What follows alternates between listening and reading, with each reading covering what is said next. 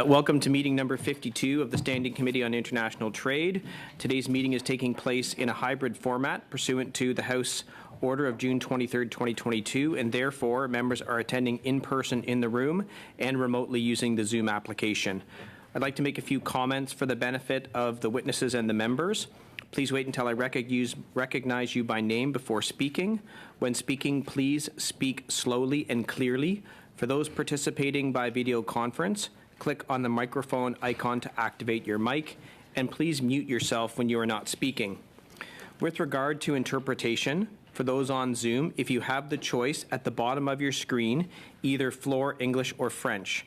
For those in the room, you can use the earpiece and select the desired channel. A reminder that all comments should be addressed through the chair. For members in the room, if you wish to speak, please raise your hand. For members on Zoom, please use the raised hand function. The clerk and I will manage the speaking order as best we can, and we appreciate your patience and understanding in this regard. Please also note that during the meeting, it is not permitted to take pictures in the room or screenshots on Zoom. In accordance with the committee's routine motion concerning technical tests for witnesses, I am informing the committee that all witnesses have completed the required tests.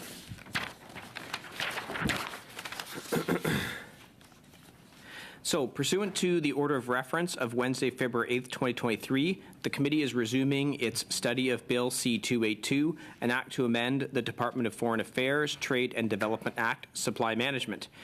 And we have with us today a number of witnesses.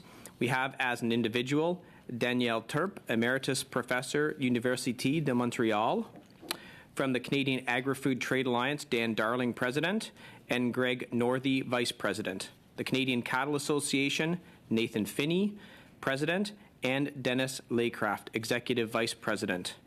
Dairy Farmers of Canada, Pierre Lampron, President, and David Wien, Vice President.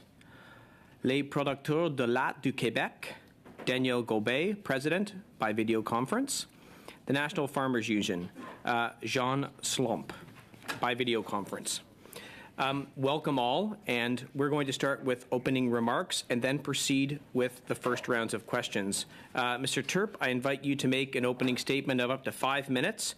That will be followed by Mr. Darling, Mr. Finney, Mr. Lampron, and Mr. Wien, Mr. Gobet, and Mr. Slomp, all for 5 minutes. And if you can't keep track of that, I'm happy to just reorient you to who's speaking next. Mr. Turp, I invite you to go forward. Thank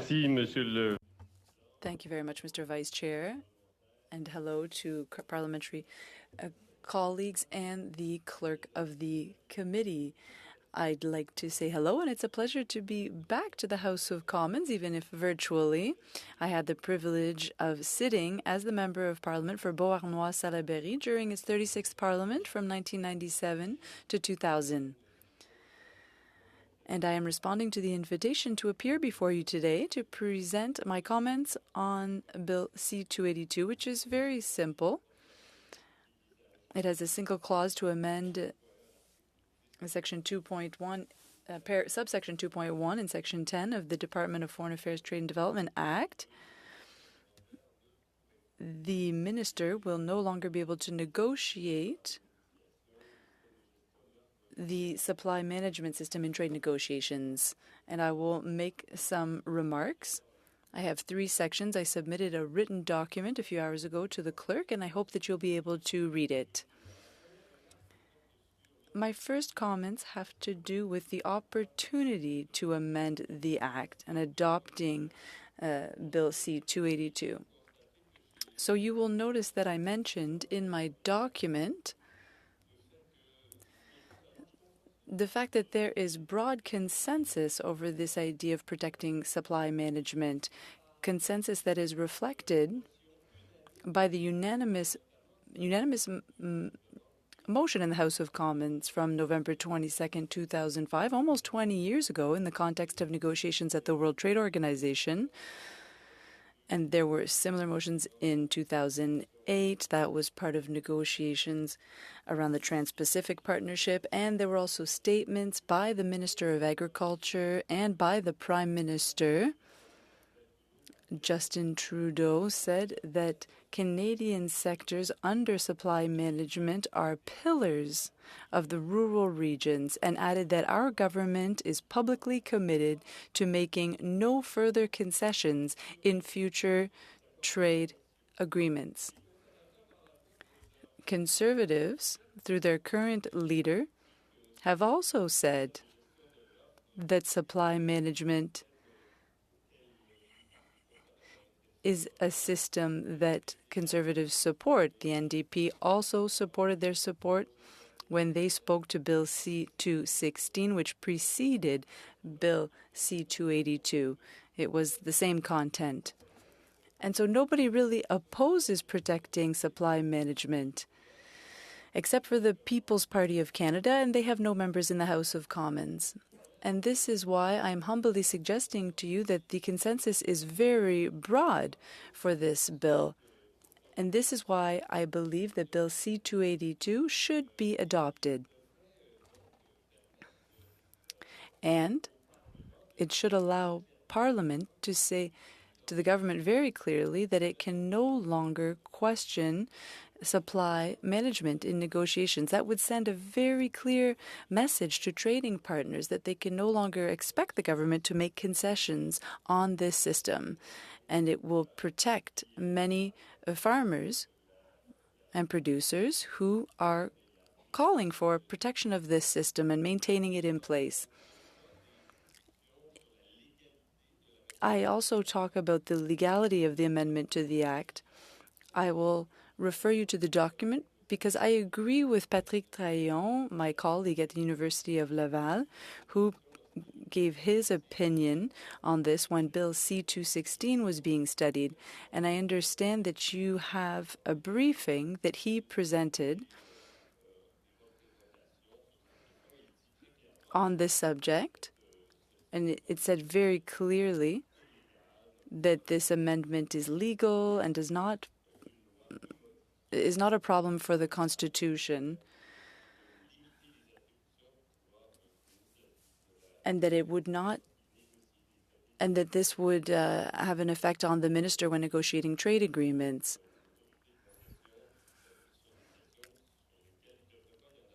And that there shouldn't be negotiations and concessions on things that are not meant to.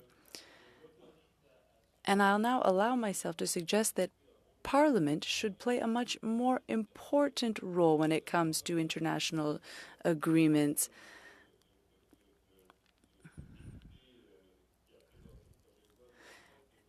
The MP who sponsored this bill would like to limit what the minister can do here, but Parliament should approve agreements of these sorts because they're very important. Over your time, if you want to quickly finish your thought, I can give you a couple of seconds. Je termine, Monsieur le Président. Thank you, Mr. Chair. I'll just remind you that the Legislative Assembly of Quebec does approve trade-related agreements. So thank you for your attention, and I will await your questions later. Mr. Darling, please proceed. I'm going to give everyone a 1-minute finger if you want while you're looking, so you know you might want to try and wrap things up, okay? Mr. Darling. Thank you, Mr. Chair, members of the committee. Thank you for the opportunity to present to you today. My name is Dan Darling, and I'm the president of the Canadian Agri-Food Trade Alliance. I'm also a beef producer and grain farmer here in Ontario. CAFTA is a voice of Canadian agri-food exporters advocating for a more open and fair international trading environment for agriculture and agri-food. Today, I am here to convey to parliamentarians in as strong terms possible that Bill C-282 should not be supported, given its negative consequences to the Canadian economy and our hard-won reputation as one of the great trading nations of the world. This position is grounded in decades of experience seeing Canada leading the way in negotiating various trade agreements, whether multilaterally, regionally, or bilaterally.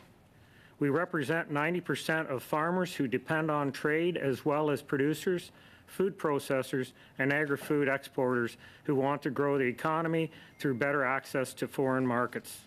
Our members include beef, pork, grain, cereals, oilseeds, pulses, soybeans, canola, as well as sugar and processed food industries. Collectively, we account for over 90% of Canada's agri-food exports and support about 1 million jobs in urban and rural communities across Canada. A significant portion of these sales and jobs would not exist without competitive access to the world markets. Free and open trade is essential to our prosperity. Canada is a trade-dependent country.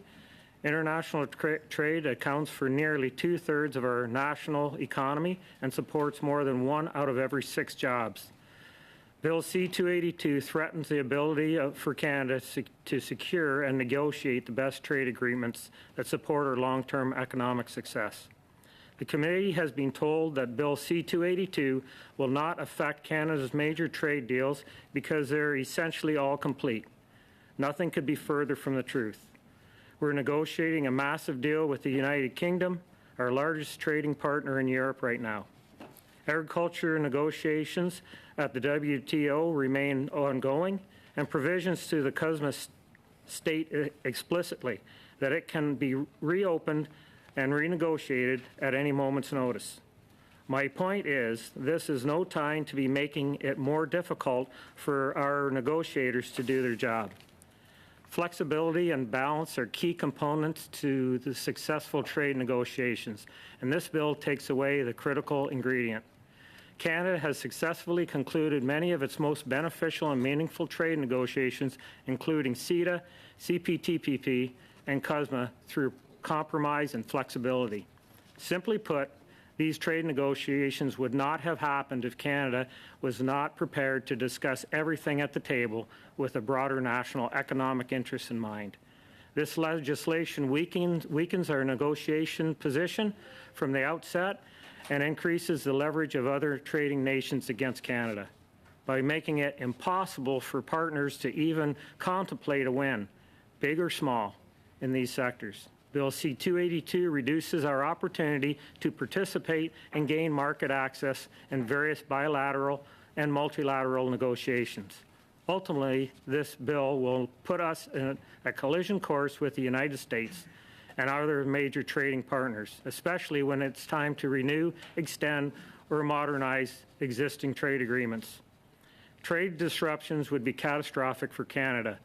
The food manufacturing sector is bigger than the automotive and aerospace sectors combined. Further, Bill C-282 sets a new dangerous precedent, inviting our trading partners to adopt similar legislation and closing market opportunities for everyone involved.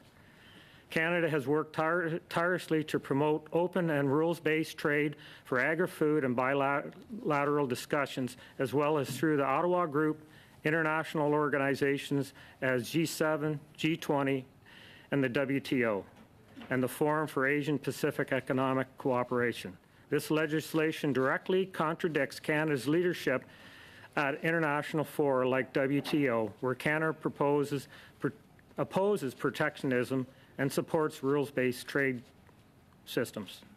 A key part of Canada's economic growth will be trade diversification into other regions of the world where we don't have major trade agreements, such as Indo-Pacific and Africa. While the government's Indo-Pacific strategy is a step forward in trade diversification, Bill C-282 is a step backwards. To summarize, Bill C-282 threatens existing and future trade deals, erodes stability and predictability in trade, and jeopardizes the very foundation of Canada's economic growth, free and open trade. And make no mistake, agriculture will not be the only industry affected by this bill. Key sectors such as energy, manufacturing. Mr. Darling, I gave you an extra 25 or 30 seconds, but I'm going to have to move on now. Mr. Finney, please go ahead with your 5 minutes. Thank you, Mr. Chair. Good afternoon. My name is Nathan Finney. I'm a beef farmer from New Brunswick and president of the Canadian Cattle Association. With me today is Dennis Laycraft, Executive Vice President of CCA. We appreciate the opportunity from the committee to provide input on Bill C-282 from the perspective of the Canadian beef industry. Specifically, we will address our concerns regarding the detrimental and unprecedented nature of the bill presents for future trade negotiations. CCA represents nearly 60,000 beef producers from coast to coast. The beef industry is a significant driver of our economy as Canada's second largest single source of farm income, contributing $21.8 billion in our country's gross domestic product and supporting nearly 350,000 full-time equivalent jobs. Canadian beef producers pride ourselves on creating a high-quality, nutritious, and sustainable protein that is less than half of the world's greenhouse gas emissions intensity per pound of beef. Simply put, we are producing food benefiting the economy and at the same time protecting and conserving environments across Canada. Free and open trade is key to the beef industry's success in Canada, with 50% of Canada beef being exported around the globe. Being an export industry, CCA has always emphasized the need for strong trade rules and principles and facilitating global trade. Today we will outline some important considerations both specific to Canada's beef producers and the broad interest of Canadian economy. We encourage the committee and all parliamentarians to consider these comments before moving forward with this bill unamended.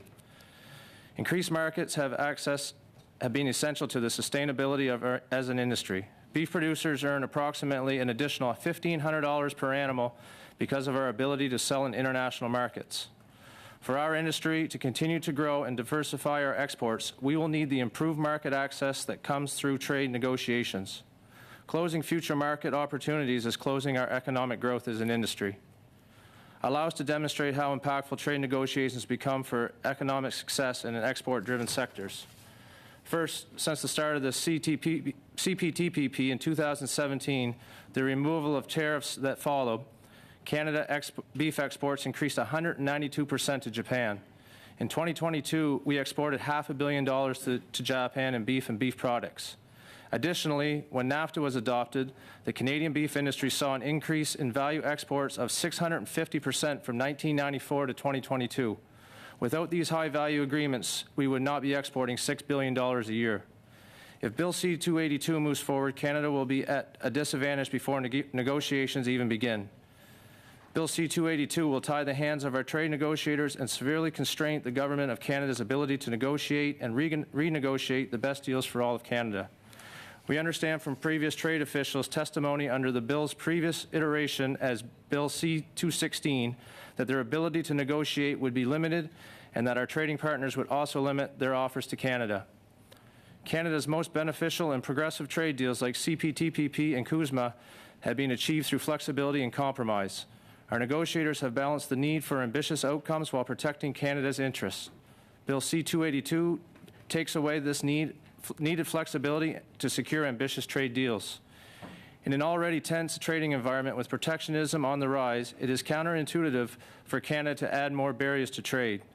Bill C-282 sets a dangerous precedent that certain industries and sectors would have their trade interests protected through legislation. Further, this bill could see a domino effect around the globe for further protectionist actions from our trading partners. This risk is not worth the economic impact to Canada's economic sector that relies on trade and the broader interest of Canadians. Market access losses will be counterproductive to Canada's wider economic interest. While many other countries have trade-sensitive sectors, we understand that no other country has chosen to legislate the work of trade negotiators. Bill C-282 is unprecedented in terms of global trade principles. Trade is essential for Canada and the world's food security. Closing ourselves to future trade is closing access to food for Canadians and the countries that depend on food exports. Open and free trade allows access to food at lower costs. Canadian cattle producers provide some of the most sustainable beef to the world at a time when we're globally discussing climate change, sustainability, and food security. The world needs more beef from Canada, not less. To conclude, I want to emphasize that the growth of the Canadian beef industry will depend on international trade. Hindering trade and hindering our ability as an industry to grow. We strongly encourage members of Parliament to oppose Bill C-282 as currently written in order to allow Canada to preserve its robust ability to negotiate comprehensive trade agreements that help secure Canada's long-term economic success with the national interest of Canadian consumers in mind. CCA appreciates the opportunity to provide input on Bill C-282 and would be pleased to provide any further information that the committee may seek. Thank you. Thank you very much, Monsieur Lampron and Mr. Wiens. Please go ahead. You have 5 minutes, and I will give you the 1 minute as well. Thanks, Mr. Chair, honorable committee members. Thank you for the invitation to address the committee today. My name is Pierre Lampron, and in adding to being a dairy farmer myself, I am the president of Dairy Farmers of Canada. Je suis avec notre vice-président. Joining me for this presentation is our Vice President, David Wiens. We are very happy for this opportunity to express the strong support of Canada's 10,000 dairy farmers for Bill C-282.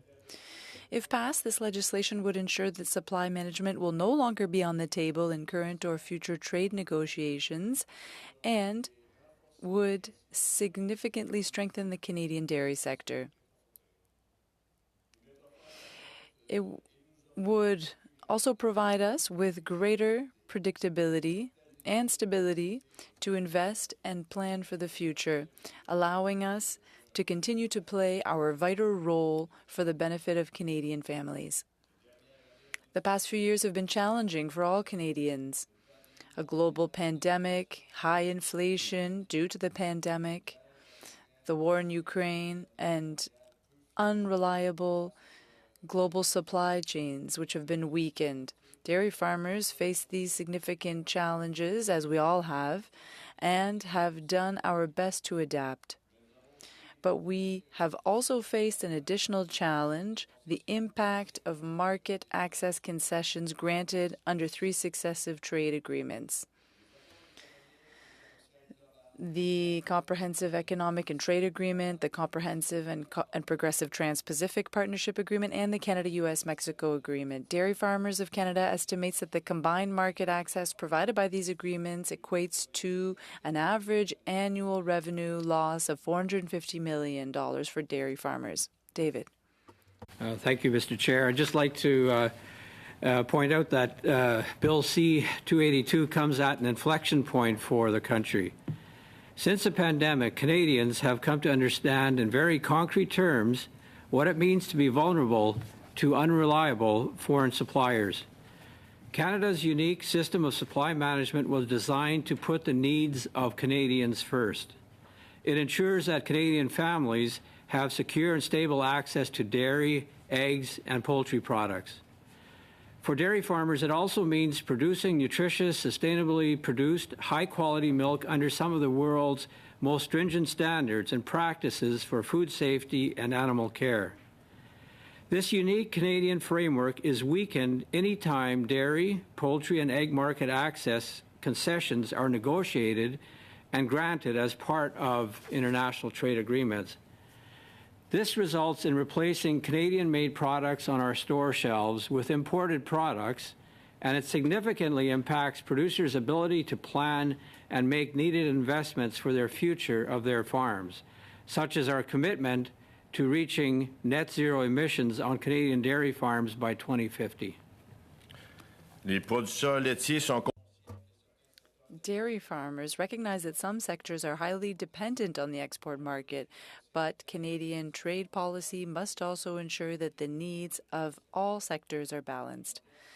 A truly Canadian model must ensure the long-term success and viability of all sectors, without pitting one industry against another. The compensation for dairy farmers and investments in dairy processing announced in the fall 2022 economic statement will help our sector make the transition that will be required as these agreements are implemented.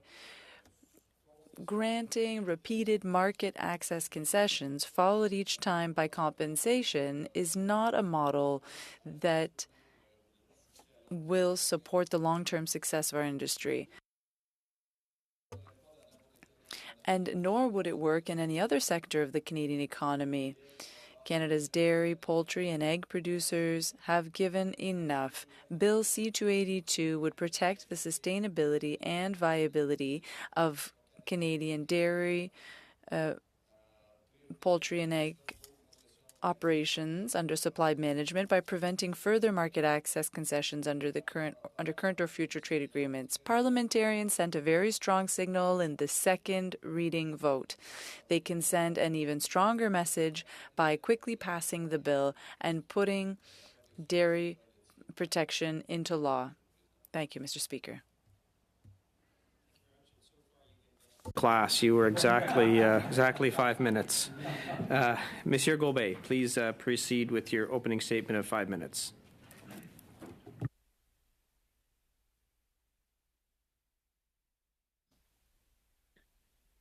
Oui, bon après-midi. Good afternoon, members of the committee. Daniel Gobet, President of Dairy Producers of Quebec, and I am a dairy farmer in l'Abeille in Saguenay-Lac-Saint-Jean. It is clear for me and the 4,500 dairy producers in Quebec in the 14 regions that we would vote in favor of this bill, C-282. It's essential for the survival and predictability of dairy production in Quebec and Canada. Those who spoke before me talked about market access concessions. You heard about the various agreements, CITA, CPTPP, and CUSMA, 8.4% in concessions. Add to that the tariff rate quotas from WTO. We're talking 18% of the Canadian market today that is supplied by other countries to Canada. The supply management model is from 1971. It's not a business model. It's an agricultural model that Canada has maintained over the years. All countries have policies for sensitive sectors that wish to protect things, and they do this when they sit down at the negotiating table. We see this in the EU with their Common Agricultural Pact, or with the US when it comes to their considerable subsidies associated with the Farm Bill. So each sector during negotiations are able to protect certain policies.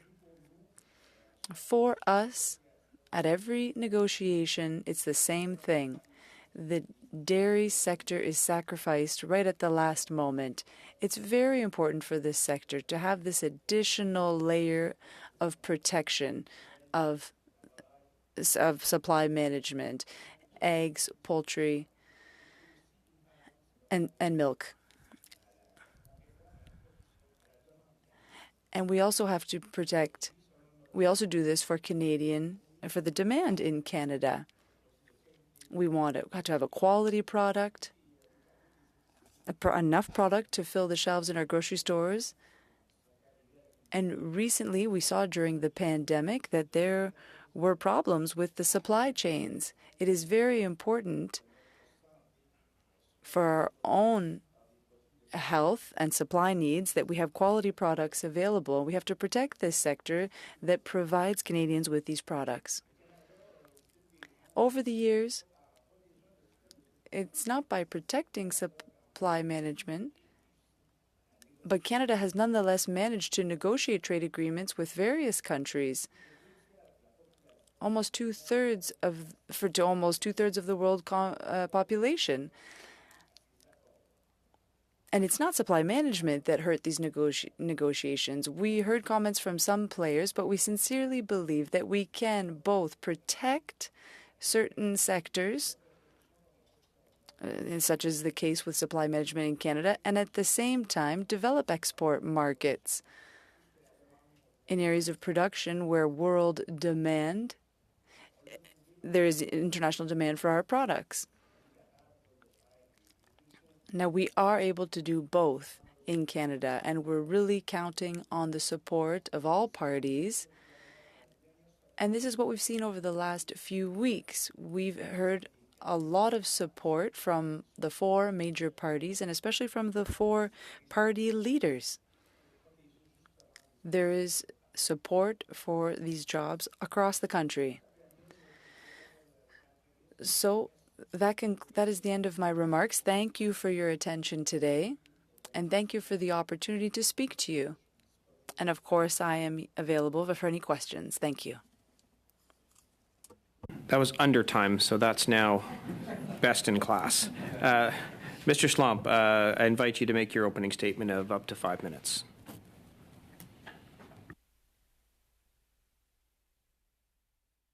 I believe that you're on mute. You're going to need to turn your microphone on. Yes. Thank you. I speak in support of the bill. I originate from the Netherlands as a dairy farmer, and I have been living in Canada for the last 35 years as dairy farmer and beef producer.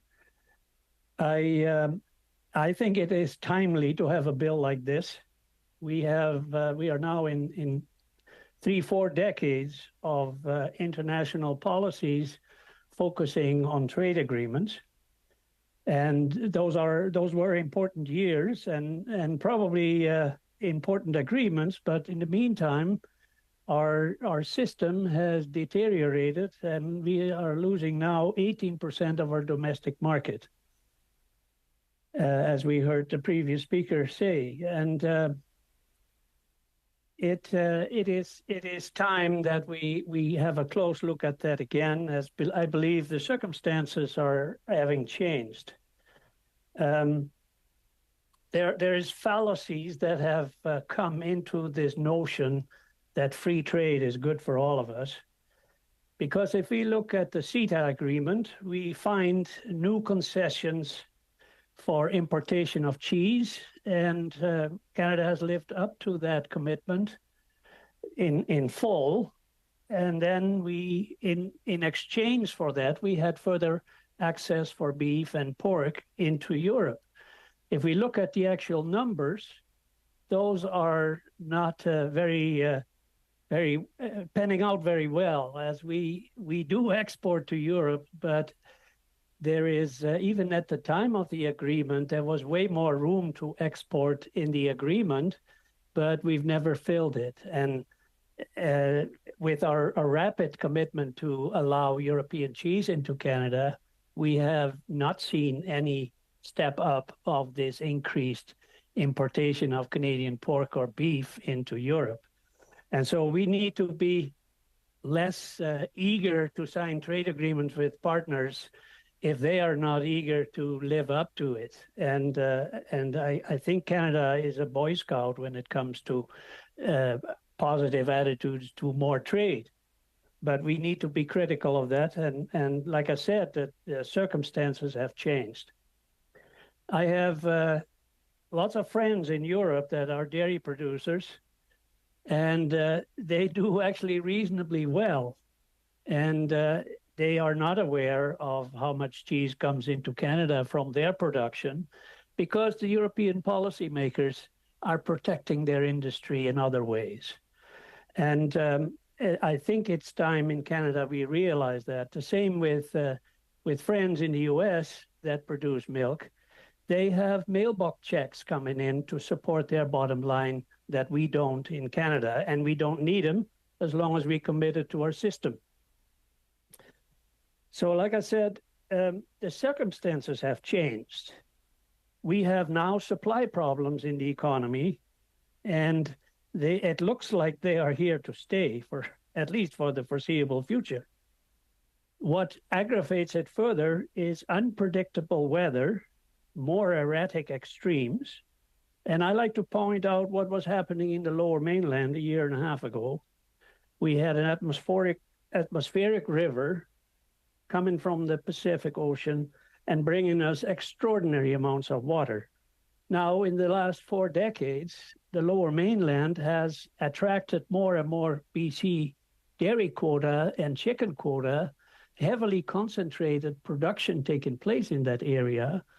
And yet, this inundation of water and completely elimination of functioning of farms did not disrupt supplies of products out of the supply management sector. And it is the organization, provincially and interprovincially, that was foremost responsible for that steady supply to consumers. So we also have demographic issues. The average age of farmer in Canada is very high, and yet in supply management, there is a way healthier situation, and it is because of our commitment to long-term sustainability in this system. I like to point out the possible greedflation that is taking place in the grocery sector. The best answer we can is a regulated system in which prices are transparent and visible. So I like to come to the conclusion here that we cannot allow further deterioration of this system. We need to strengthen it, and it doesn't have to be at the expense of other commodities that need more trade. Thank you. Thank you very much. And so we will begin our rounds of questioning now. And first on the list is Monsieur Martel for 6 minutes. Merci, Monsieur le Président. Thank you, Mr. Chair. Thank you to all the witnesses who are here today. It's very interesting. And we're also realizing that there are some who are against, some are for. And so that'll help us to learn a little more. I'll start with Mr. Lampron. I'd like to know, what is the impact on rural Canadian areas? What would be the impact if there wasn't supply management? Well, it's major because the agricultural sector has developed under supply management means that there is a sharing of the income and the sharing of the expenses as well. So smaller farms can remain in the farther out, but they'll have the same income. So there would be a lot of farms. So we have a lot of farms, maybe smaller, but they're just as efficient. My question is for Mr. Gobet. I know you quite well because you're from my riding. And you're in a rural setting. We often hear that supply management creates that it creates a certain context when we have a rural setting. I'd like to know, Mr. Gobet, what is the relevance of supply management in the Canadian economy?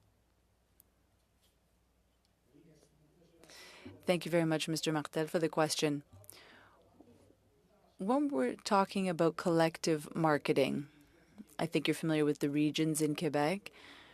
Regardless of where a person lives, they could be from L'Anse-Saint-Jean or from out west in Canada. We have the same prices across the country for the work we do because we're offering a fair price to an efficient producer. This is the principle in the law.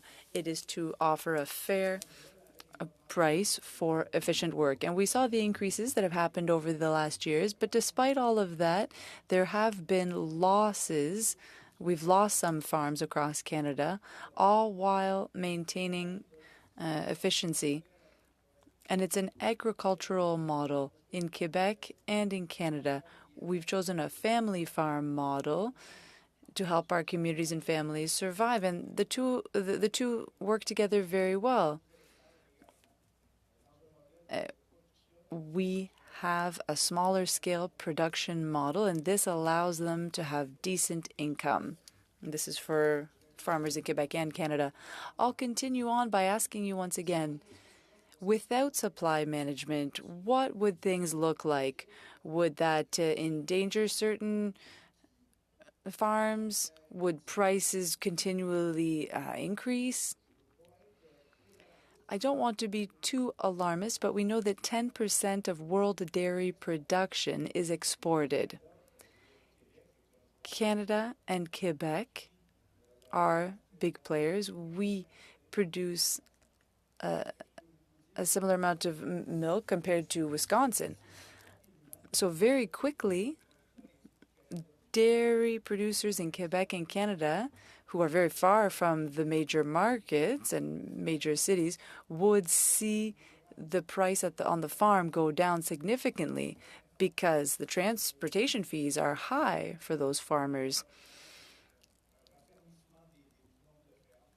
And so, yes, the number of farms would decrease and we would find ourselves with more of an American model where we'd have about 10 or 15,000 cows. In Saguenay-Lac-Saint-Jean, one single farm could have that many cows. So the impacts would be significant. And the most recent agreements have shown us that we can protect some agricultural policies, all while establishing agreements and allowing us to export elsewhere. Mr. Lampron, my next question is for you. I'd like to know, as of today, have the promised compensations been fully given out. No, they haven't all been given out, but the promise is there, so they're forthcoming. This is not the model we want, however, in the long term. We don't want to just have access to a market and then pay.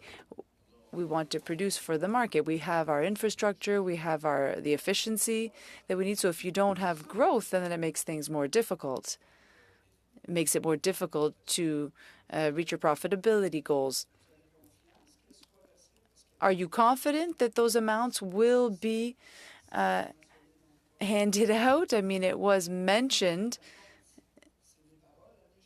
Now, is it just empty words? Well, it was in the fall economic statement, so I believe that the amounts are forthcoming. And so, yes, I do have faith. Do I have any more time left? 30 seconds. Well, my next one is quite long, so 30 seconds is not long enough. I'll give up my time. I'll leave the next person to take my remaining 15 seconds. 10. Well, if I have 10 seconds, Mr. Lampron, why would 1% more mean the end of the model? Well, as I'm saying, it's because it's one, but it's like, point of order, please, Mr. Speaker. 6 minutes. Chair, Canada, we are lucky to live in this wonderful country. We are prosperous. The prosperity of Canada comes from international trade. 60 to 65% of our GDP comes from international trade. And, many times when I meet a lot of Canadians for various things, one of the fun things I enjoy telling them is Canada, with a small population, with still tiny population of farmers, the food grains and agri-food exports by Canadians is 5th largest in the world. That is something I'm very proud of, and I keep repeating it. My riding is in Ottawa. Mine is a suburban bedroom community. I don't have many farms. But I'm cognizant of the fact that the contributions of Canadian farmers and agri-food exporters, how much they contribute to Canada, and how much they contribute to the prosperity that we all believe in, we all live in. And I would like to thank the Canada Agri-Food Alliance Trade members for the hard work that they have been doing. I have some questions. Let's come back to NAFTA or the Kusuma renegotiation at a later stage. Right now, Canada is looking at Indo-Pacific countries for the future growth because that is the area where the population is growing, the economies are growing, that's where our exports will grow. One of the countries there is Indonesia, with which we are also trying to have a bilateral agreement, and they have their own palm oil there. Another country where we are negotiating currently is India. India, obviously, we want a free trade agreement, but right now the negotiations are some sort of early or the preliminary trade agreement. And again, this is a fun fact I mentioned to many of my audiences many a times. The biggest export from Canada to one of the biggest market in the world, one of the growing markets in the world, India, the biggest export from Canada to India is lentils. Now, Mr. Darling, my question is, if this bill becomes law, as the negotiations are going on with India, with Canada being the major exporter of lentils to India, and India also exports dairy products, I think more than $400 million worth of dairy products they export. Do you think it is not a real possibility that the Indian trade negotiators will use this as a tool to block the market that we want India to open up for our exports? Well, thank you for the question, and it's a very good question. And That's exactly what we're concerned about, and our members are concerned about.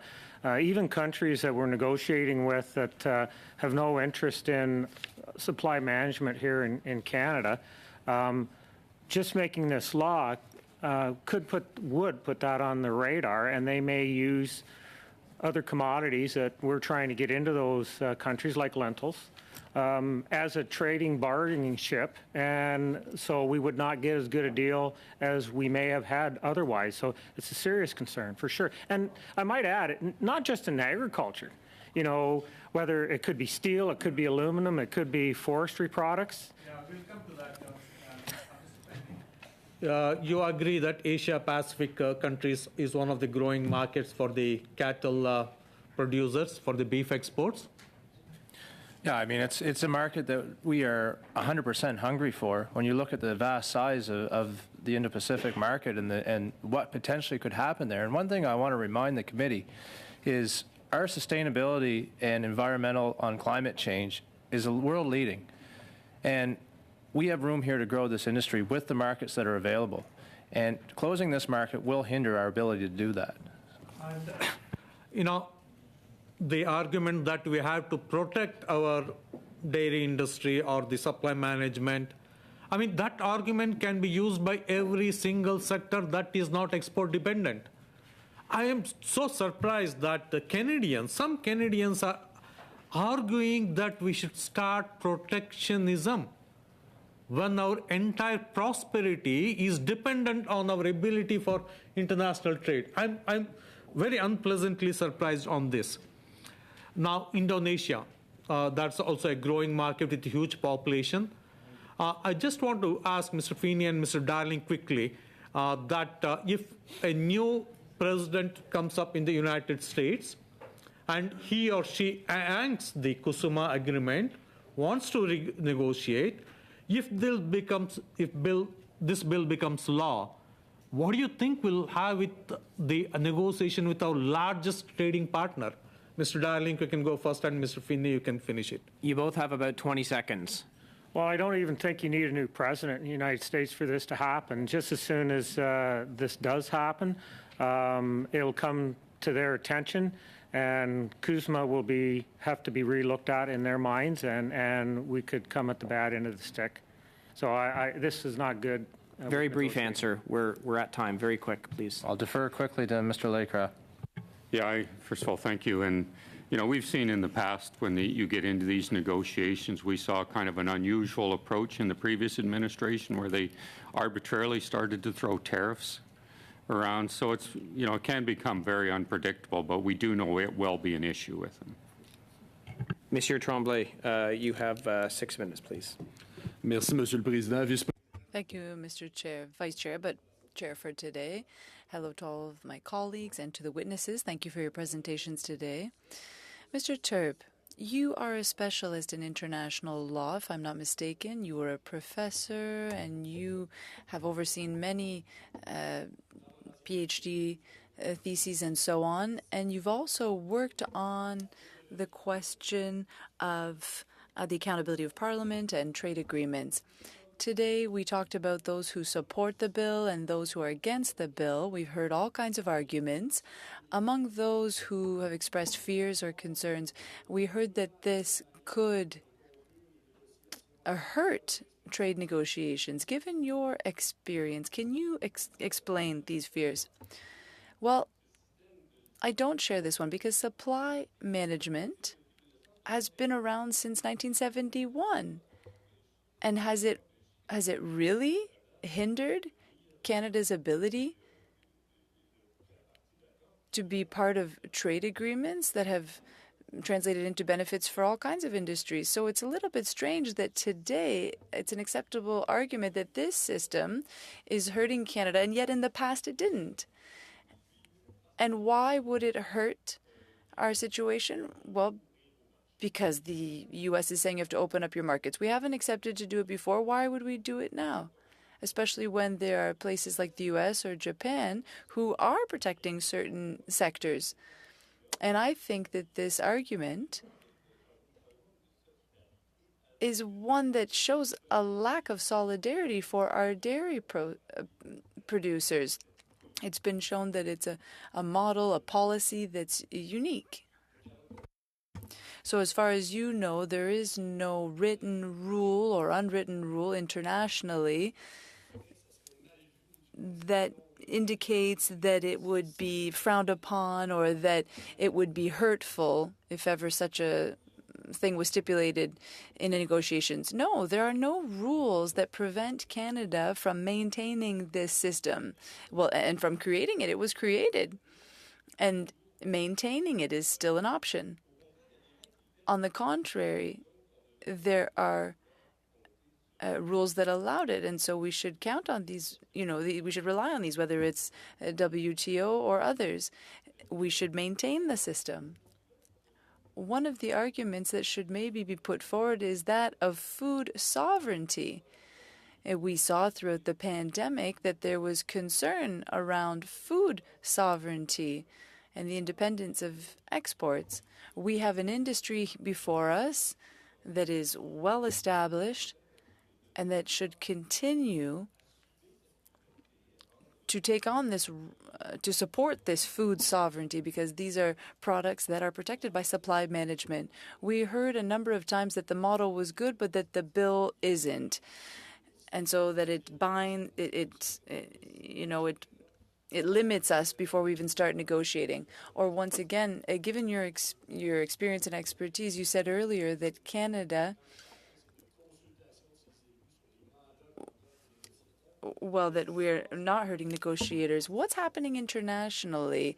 Because we know that the United States and the EU have measures that protect sugar, cotton, and so on.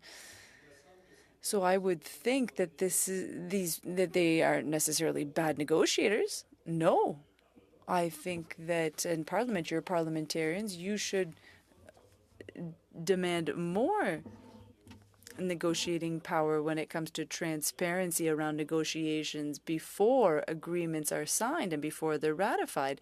Parliament should be approving these agreements and keep an eye on the negotiations. The advantage of the proposal in Bill C-282 is that it limits the prerogative of the minister to negotiate on things that are linked to supply management. It guarantees that there won't be concessions made.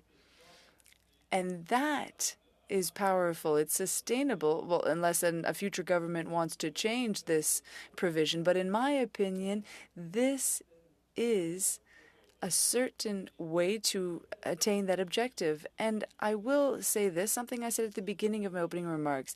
In this specific case of supply management, it is a question of a promise. I hear parliamentarians saying the contrary of what their leaders say. All the leaders of all the parties have said they would protect the system of supply management. So I think that parliamentarians should respect what has been said by their leaders and accept that this bill be adopted, because it would guarantee that the system is maintained. Thank you very much, Mr. Trump. I'll allow my colleague to follow up. Thank you to all of the witnesses for being here. The Bloc Québécois and all parliamentarians very much respect all all agricultural producers in Canada. We'll always be here to help you. What exactly was the 6-minute time allocated to the Bloc? No. Okay, sorry, I didn't appreciate Il reste 20 secondes, sharing their time. Ceci dit, si M. Virani veut présider. That being said, if Mr. Virani would like to preside. As of now, 20 seconds. Voilà. Okay. Oh, okay. Bon. Thank you. Donc, je repars à 20 secondes. So I'll start my 20 seconds again. So we very much respect all producers. And now we already know each other. I do have a question for you, sir. Mr. Darling, could you imagine that there could be different models? For example, if there are different production models that were chosen in a different way, could they have they been existing together in harmony? Very briefly. Agriculture in general is a competitive business, right? So I compete with my if I understand your question right, I compete with my neighbors all the time. Does supply management have a bit of an upper hand on us because of their industry? Yes. But we manage that. And we manage it from international trade. That allows us to get more money out of our products than we otherwise would. Okay, now going to have to go, we go to Mr. Cannings for 6 minutes. Well, thank you. Thank you. Thank you all for being here today. I'm going to turn to Mr. Slump with the National Farmers Union. It seems that your organization represents a broad part of the agriculture sector, I assume much of it in many ways. And you yourself, I think you said, have experience or do produce both dairy and beef. So it's nice to have someone who can probably look at this from all angles. And you started to mention some numbers around the CITIT negotiations, and I wonder if we could dive down into that a bit. The ones that I have is that at the start of the CITIT negotiations, Canada had 30,000 tons of tariff-free market access for beef and pork together, but it only exported 1,000 tons of beef and 100 tons of pork annually. And under CETA, the negotiators gave away 17,500 tons of the cheese market, equivalent to the entire Nova Scotia dairy market, and yet we still are not exporting significantly more beef to Europe by the numbers I have. And I'm just wondering, either those things are totally unrelated. It seems, was the cheese market given away for other negotiations? Because it doesn't seem like beef and pork really need any more help for Europe. And just wanted to get some clarity there.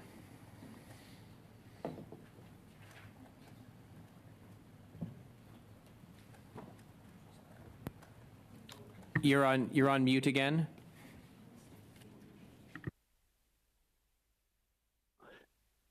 Thank you.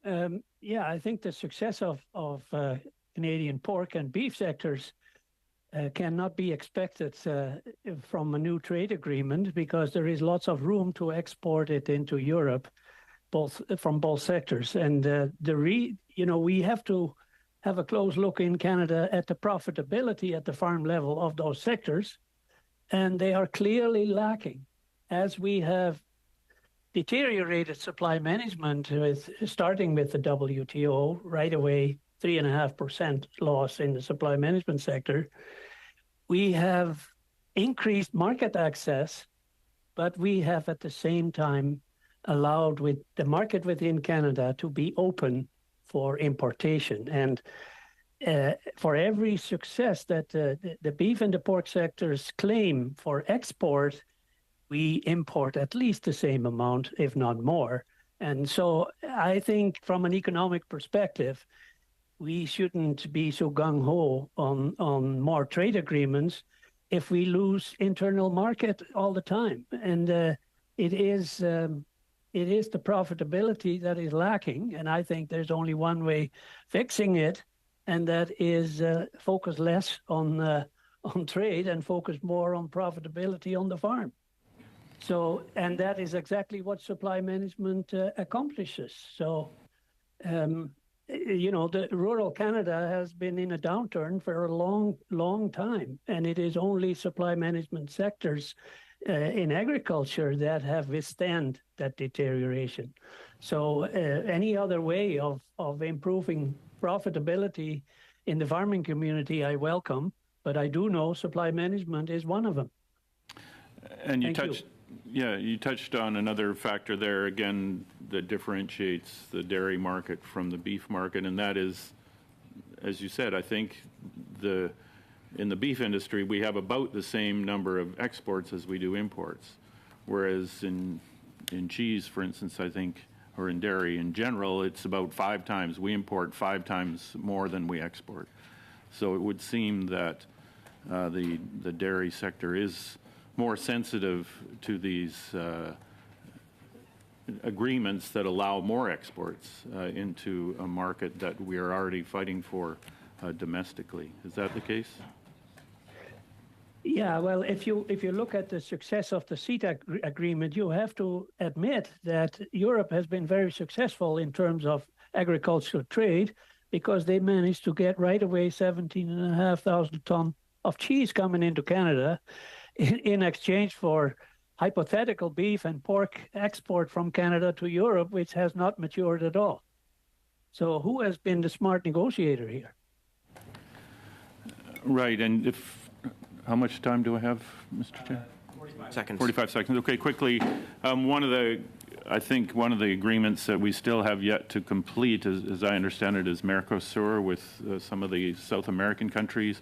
There we have a country like Argentina, which we import a fair amount of beef. I don't think we export too much beef to Argentina. What do you think the risks are with an agreement like that and this bill before us and the supply management system in general?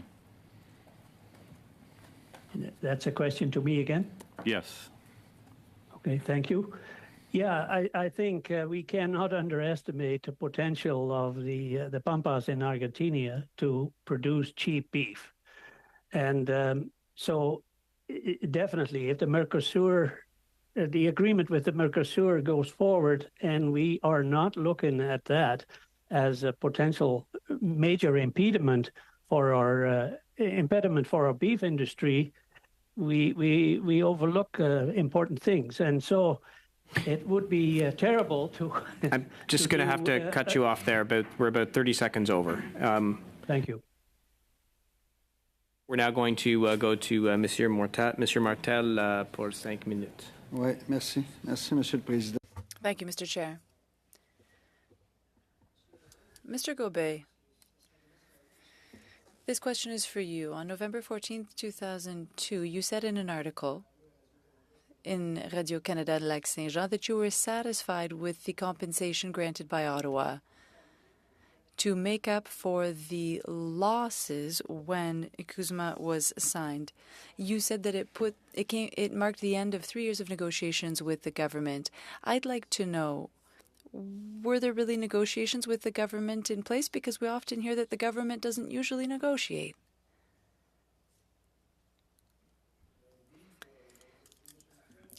Yes, Mr. Martel, as for your question, there were negotiations.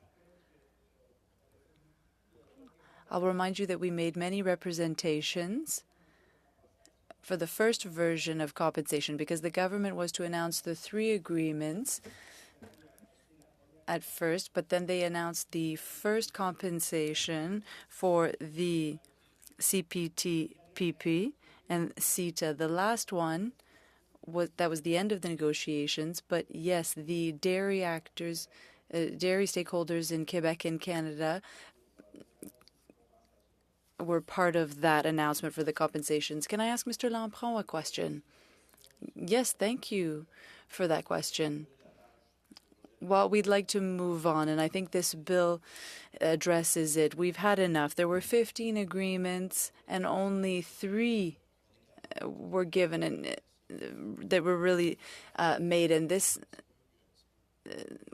this resulted in what it did, but it was always a little bit by little bit. So yes, we're happy it's over, but we want it to be over for good. We don't want this to happen where we have compensations at each agreement. We're committed to many things, but producers need stability and predictability. They need to know where they're headed. And so that's why we're saying we're happy, but we can't handle it anymore. This is not a model that we want to have as dairy producers. Mr. Gobet, we're talking $1.7 billion in compensation that is supposed to be forthcoming, and that would end in 2030, I think, because it's over 6 years. Do you trust that those will be paid out? Perhaps this was in the statement, as you said, but there's nothing written, and we don't know if it will be in the next budget, in the government's next budget. So do you have faith that you're going to get it, or is there a written agreement, or should it be included in the next budget? yes, we have faith. We're talking $1.2 billion in direct help for the farms, and we're confident that we will have it. Mr. Lampron mentioned that it was included in the economic statement. But what's clear for us, Mr. Martel, is that we want to meet the market's demand. We want to provide milk to Canadians. And this model, whether it's for dairy producers or any producers affected by supply management, well, each entrepreneur in Canada wants growth. Some people want growth through export markets. For us, it means meeting Canadians' needs. And that's what these agreements take away from us. There are successive agreements established for Canada, and there's no growth in the dairy sector for those who are investing in farms and in remote regions. So it's this part here that needs to stop. Thank you, Mr. Gobet. Mr. Lampron, I'm curious to know, do you have any commitments with the finance minister to include $1.7 billion over 6 years in compensation as part of the budget? Is there an agreement with her so that it will be in the budget? Well, you're starting to stress me, worry me that we're not going to get our money. I was pretty sure we would get it. I wanted to turn the page on this one, but the question is persistent. Well, we'll double, triple check just to make sure. But as far as I'm concerned, I thought it was guaranteed. And if ever we don't get it, well, producers are expecting it. I don't think we can play around with these things. Once it's a commitment, it's a commitment. But we'll verify the details. Thank you. How much time do I have left, Mr. Chair? 20 seconds. Still. Well, these payouts are supposed to come into effect in January of 2024, at the end of 2024.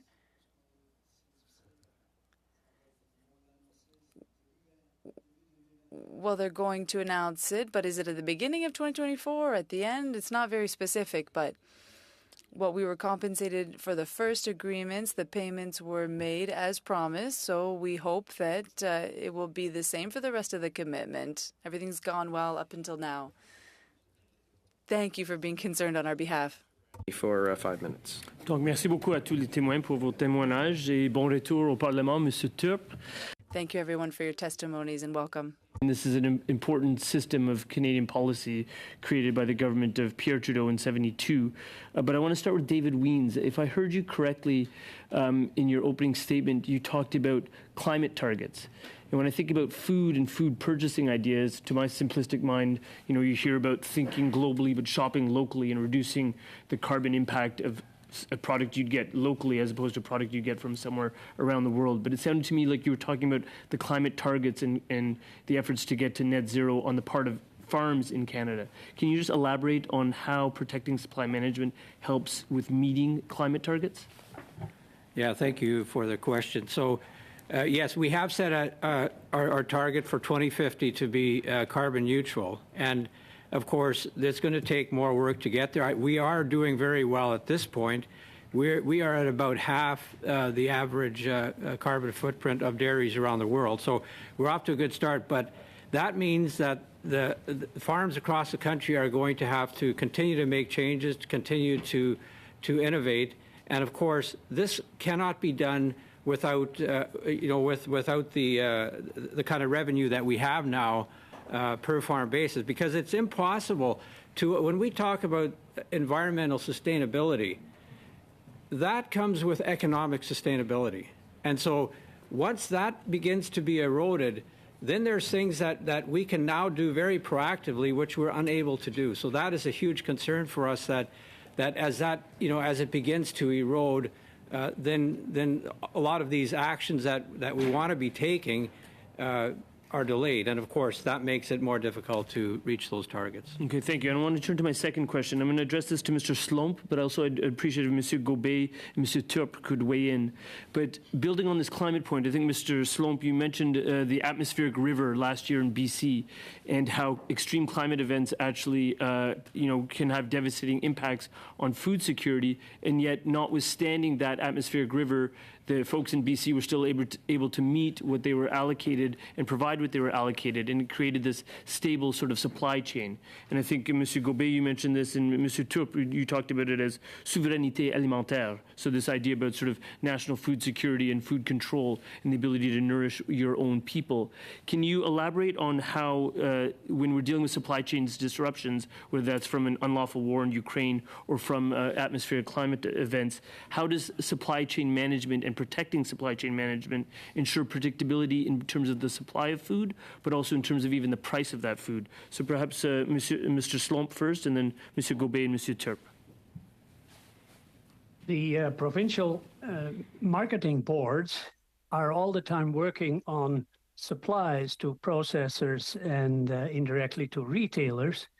And so they have a tight-knit organization that makes sure these things are done on a daily basis. And the system produces very predictably on the basis of needs. And so then we have interprovincial relationships between those marketing boards that allow for interprovincial transportation if needed, but also backing each other up. And in case of a drastic event, we have a secure system in place to guarantee a steady supply to Canadian consumers. And I think the other sectors that are all the time looking for export opportunity, they don't have that. They totally rely on the grocer to do that for them and the processor. So we have the system in place to deal with a more erratic event in the future. Monsieur Gobet ou Monsieur Turp, avez-vous d'autres choses à ajouter? Mr. Gobet or Mr. Turp? I would add that the dependency on exports, we saw what that created during the pandemic. The consequence is that we realized we needed greater food sovereignty, medical sovereignty. And now we have a supply management system that frees us of this dependency on exports. And if we question the system, we'll have even more exports, we'll have farms that shut down, and we might have a problem where we're dependent on exports, and therefore there's a problem with food sovereignty. Thank you for the question.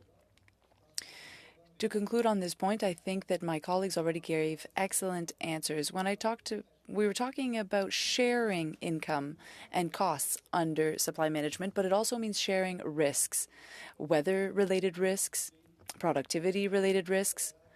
During the pandemic, Mr. Turp referred to this when talking about products that were lacking because of supply chain interruptions. There were floods in BC, and the whole... Stop you there. We're now about 40 seconds over time. Okay. Now, Monsieur Savard, 2.5 minutes. Je vais laisser Monsieur Perron pour ce tour-ci. I'll allow Mr. Perron to take the time. Thank you very much, Mr. Chair. We'll pick up where we left off, Mr. Darling. Do you not think that two models can coexist? You were saying that people under supply management have that advantage, but when it comes to your production that's under a different model, which we respect, you have access to a program that is risk management for businesses, and supply management doesn't, sectors don't have access to that. So one thing was chosen, it's the producers who chose these different systems. Rather than working against supply management, perhaps we could work towards reinforcing risk management models. Wouldn't that be more constructive? Well, we're not speaking against supply management, not in the least. And we have coexisted, and we will continue to coexist. However,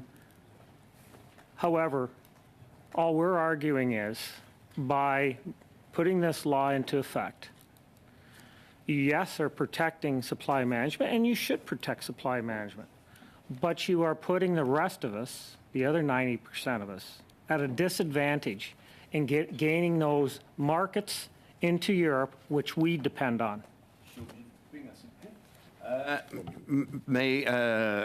Thank you very much.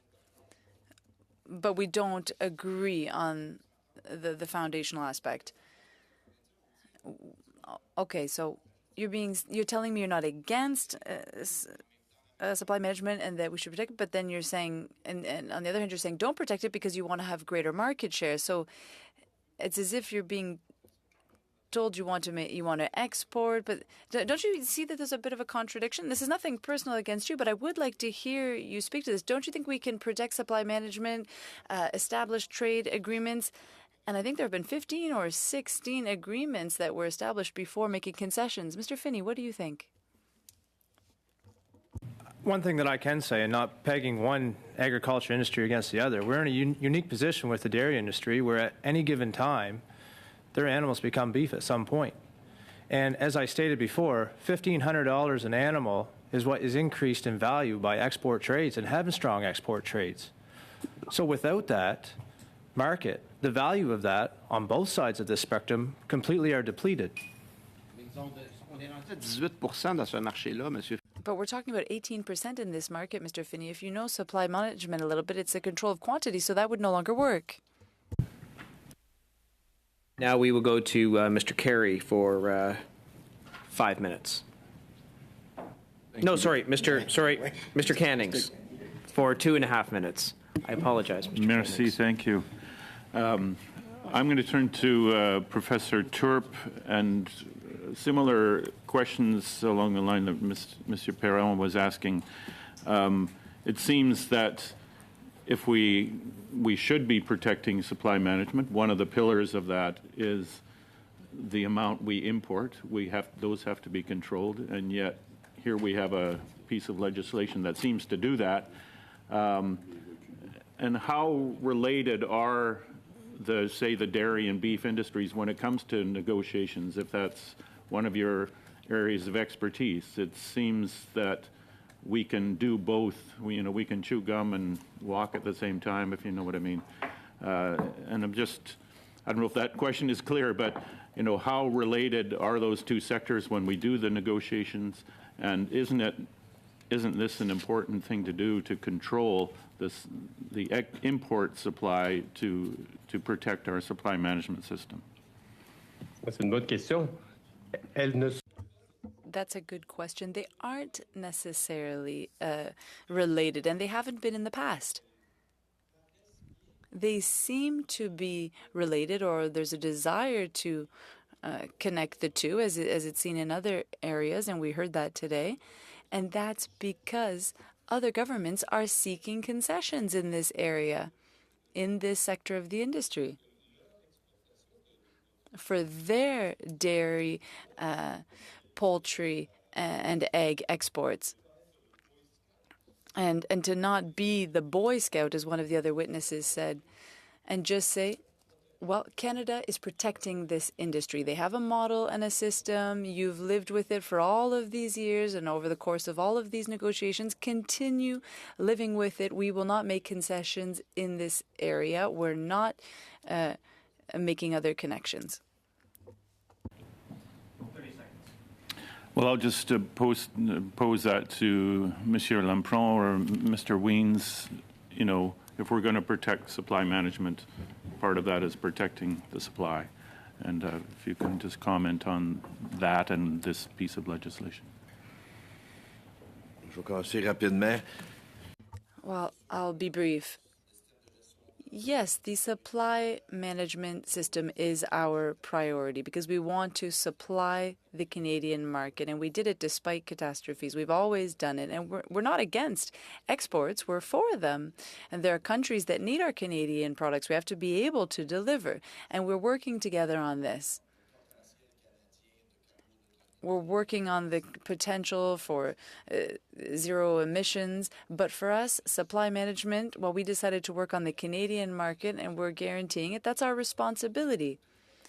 The government's responsibility is to, block the borders on this. And that's why we want to reinforce the system, and we want to reassure producers. That's the time. Mr. Carey for 5 minutes. Thank you, Mr. Chair. Mr. Darling, Mr. Finney, I come from Oshawa. We do cars, and very important, our supply chains. It's very, very sensitive, very, very accurate. Now, we just want to make sure we get our trade deals as best as we can for all of Canadian interest. And I was wondering, the government committed to not giving up any more concessions to supply management, and it's something that all parties agreed on.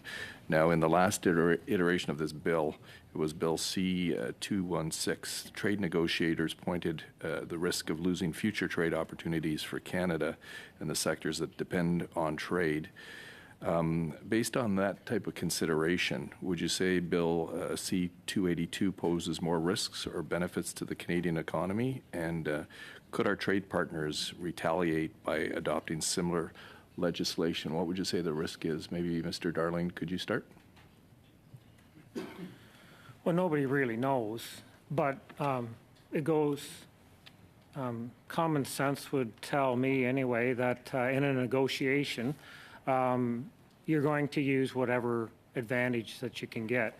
If another country protects a certain commodity, which all do, the other country is going to put up something as well to have that protected, and will put us at a disadvantage. So, yeah, I think it could create even more issues moving forward than it has before. Yeah, I'm going to divert to Dennis Lakera. And I wanted to share some numbers because I think there was the impression that our exports and our imports, we had a net export last year of $4 billion. That was a record. Net during the pandemic, we increased production. Every year, we fully met the needs of Canadians, and we set new export records. So we helped Japan. We helped all of the countries we're exporting to meet their food security needs as well. We don't necessarily adopt the, quote, food sovereignty. I think we have a bigger moral obligation than that in our view.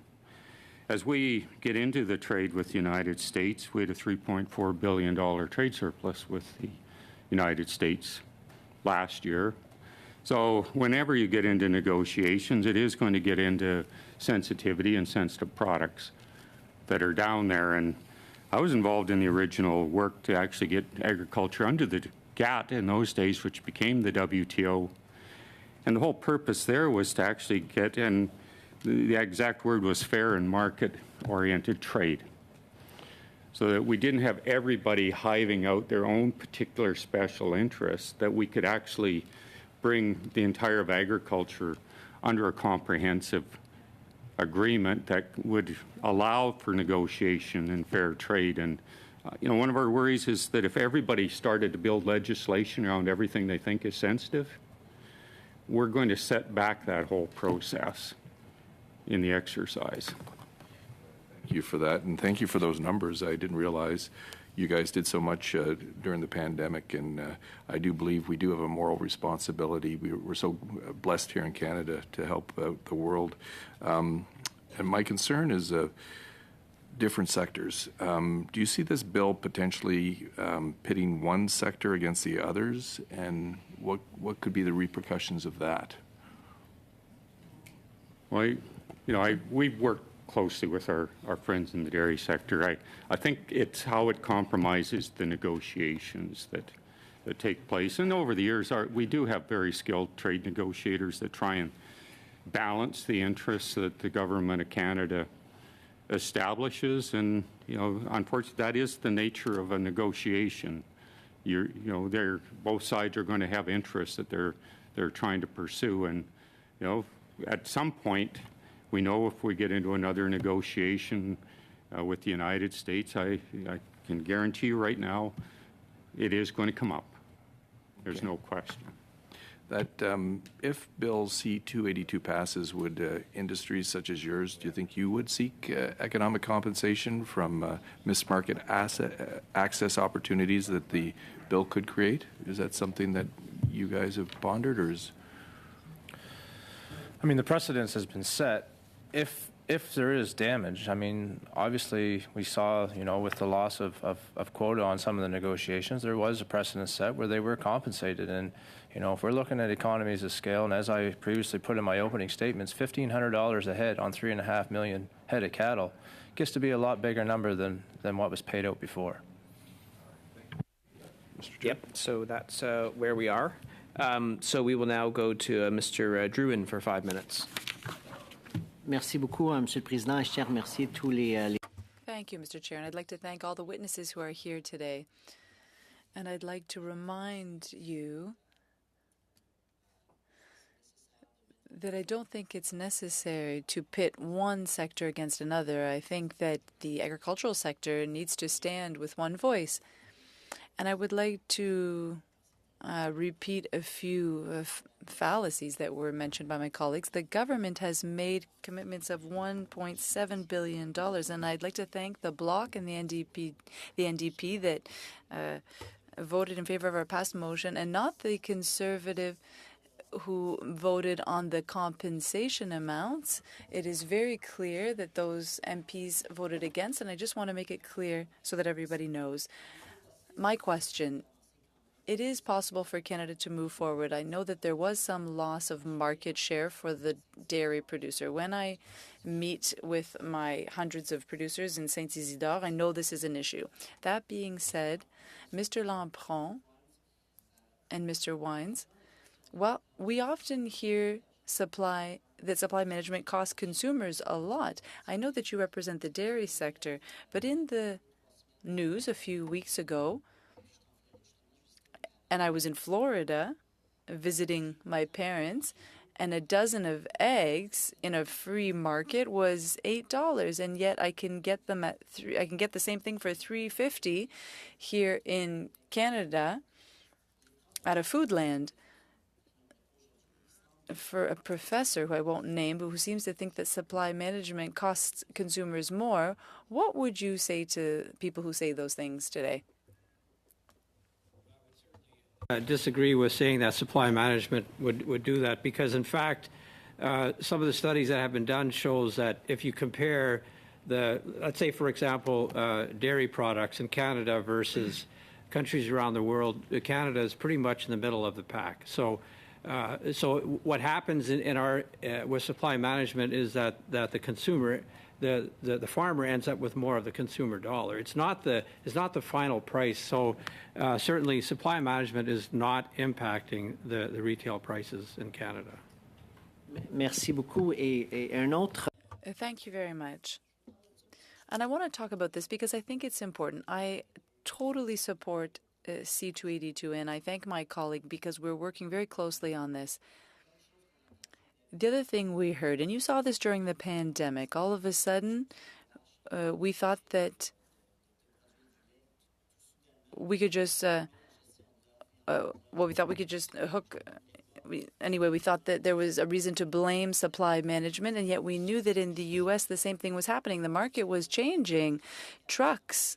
On the 24th of December, there was a huge storm, and when trucks can't get to where they're going, when they can't get to the farm, they can't pick up the milk. So what happens? Producers are stuck. They have to let the milk go, and it's not because of supply management. And I just want to get your opinion on that. Thank you very much for the question. It is important to understand that we produce the milk, and it was explained today. We put all the rules in place so that we produce to meet Canadian demand. There are storms and things like that we have no control over. Producers run into problems at times. Where was I going with that? Geez. Dumping and the relationship between supply management and milk dumping, and how, to my knowledge, it's not related. But please go ahead. No, just because on produit le lait, we produce the milk, but we don't process it. So we need somebody in between the two of us. Yeah, what we experienced during the pandemic was supply chain issues, right? Like everything went from, there was this balance between retail and food service, and suddenly nobody was at, there's no demand in restaurants, hotels, and so on. So it took a while for the supply chain to readjust. And on the farm, we had to make some massive adjustments because at first the demand went way down, then it spiked, it came back down again. So we were having to respond to it, which we could do very quickly. Absolutely, and I want to say every country protects certain agriculture products, and they protect, whether it's in a form of subsidy or tariff. They all do it, whether it's a sugar industry, whether it's a farmer making money or not, but gets subsidized per acre. Every country has an interest in protecting their agricultural products because we need to feed Canadians. And I want to thank all of you who are sitting at the table for doing that. And I know I didn't get a chance in 5 minutes to ask a question to my other friends here, but I want to thank you for doing what you do. Merci. So, Monsieur le Président, question de privilège. Mr. Chair, question, point of privilege.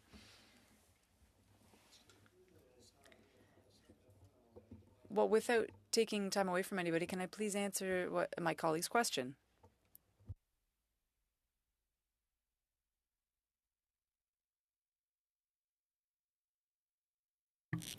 Unfortunately, no, we have rounds of questioning, so you cannot. And on that, we will now turn to the third round, and we will go with Mr. Baldinelli. Thank you, Mr. Chair, and thank you to the witnesses for being here. It's kind of interesting. I'll just build on what I indicated at our last meeting, just, the interest of disclosure. During the late 90s and early 2000s, I worked as a lobbyist for a consulting firm in Ontario. One of my clients was the Dairy Farmers of Ontario. So pleased to have worked for them, school milk program through Ontario. So I think all of us recognize the importance of supply management to our farm organizations and our farm families. So I just want to follow up on two comments. Mr. Darling, you had indicated, in your comments, the possibility of the fear of a protectionist response.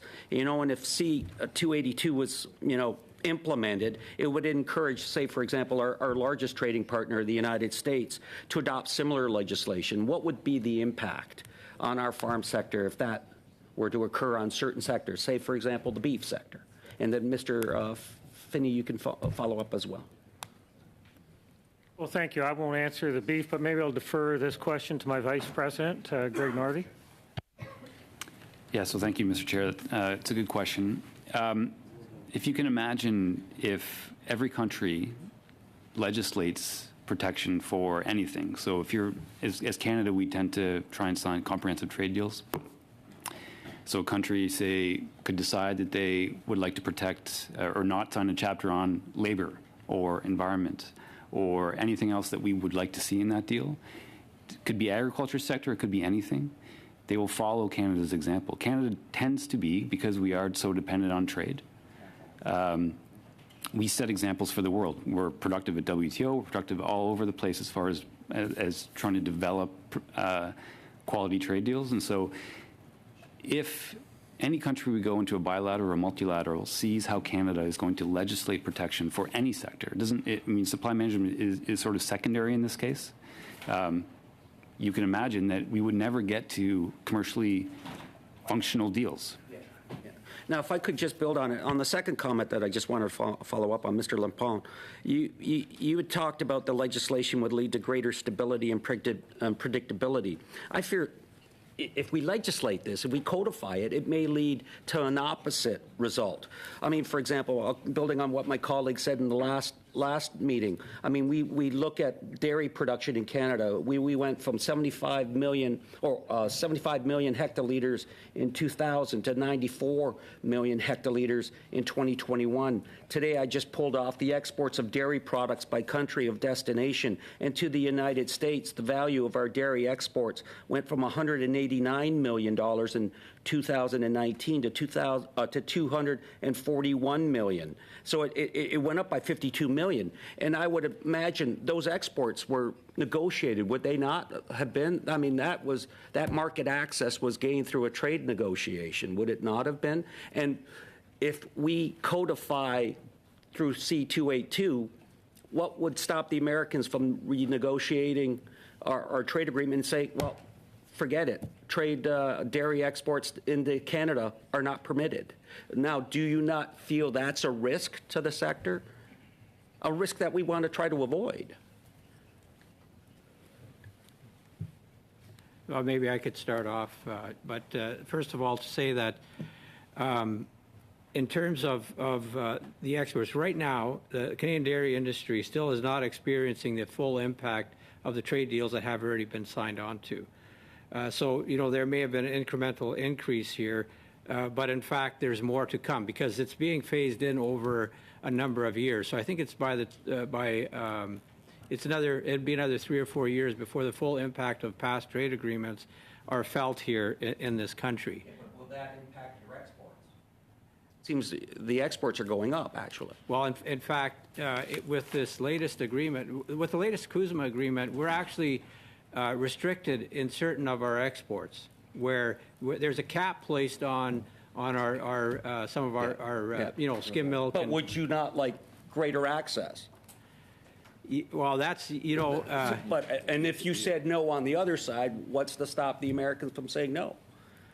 And in fact, forget the 241; it's all off the table. I think it's been said before already that every country has sensitive areas in which it's kind of a no-go, right? I mean, the Americans, it's the sugar and cotton and so on.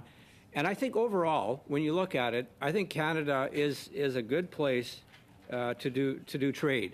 And I think a lot of countries want to do it. So I think it's a bit over speculation to say that suddenly there's a restriction in one area. All of a sudden, people are not interested in trading with Canada. I don't believe that for a minute, because I think Canada is a very attractive market for many different areas within the economy. And with that, we have to move on because we're 29 seconds over. So on to Mr. Miao for 5 minutes. Thank you, Vice Chair. And just to put it on the record, on December 8th, 2022, Conservative voted against C-32, which certified the $1.7 billion for supply management. Furthermore, the leader of the official opposition did not commit his full support of C-282. I'd like to first ask my question to Mr. Slump. In your policy briefing on the previous version of this bill, the National Farmers Union stated that passing the bill was in the national interest. Do you believe that this bill, C-282, will impact the competitiveness of the Canadian agriculture sector on the global market? I probably misunderstood you, but we are not in. We are in support of this bill and not against it. Did I understand you wrong? Oh, no. So the initial statement was for me to put on record, but my question to you was because you stated it was a national interest in the last Parliament, and do you believe that this bill will impact the competitiveness of the Canadian agriculture sector on the global market?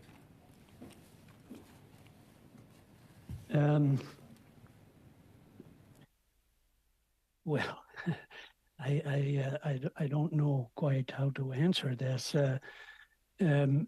I think this bill is definitely strengthening the position of supply management in Canada, and it doesn't have to impede other sectors, in my opinion. I'm pretty sure it doesn't answer your question, but that's all I have to say about that.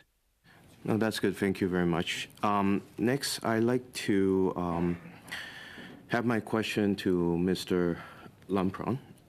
Can you tell the committee why predictability and stability is so important to Canadian supply management sector, particularly in the dairy sector?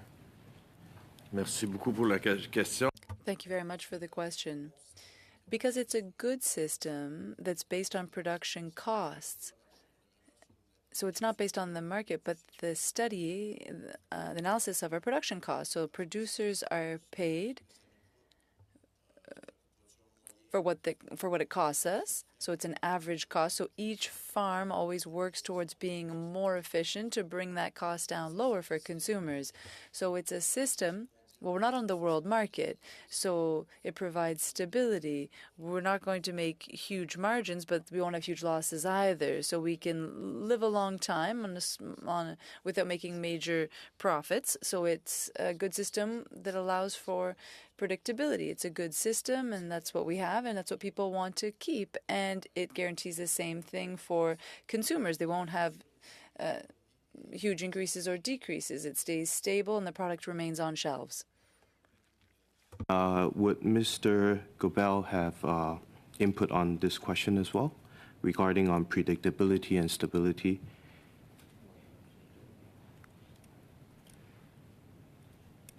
Yes. Oui, bien effectivement, là, c'est. Yes.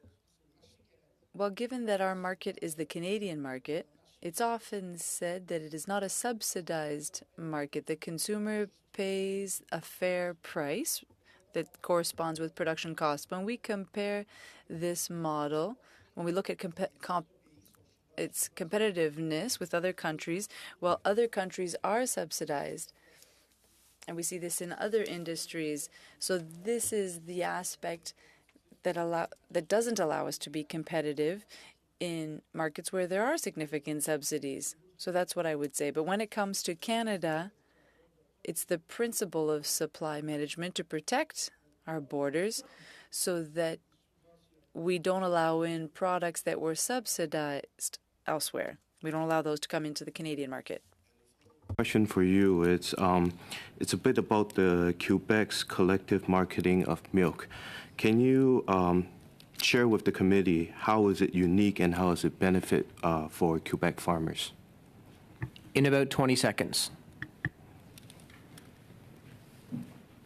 Oui, bien, on disait qu'on partage les coûts.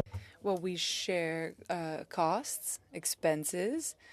We pool all of our marketing and transportation costs.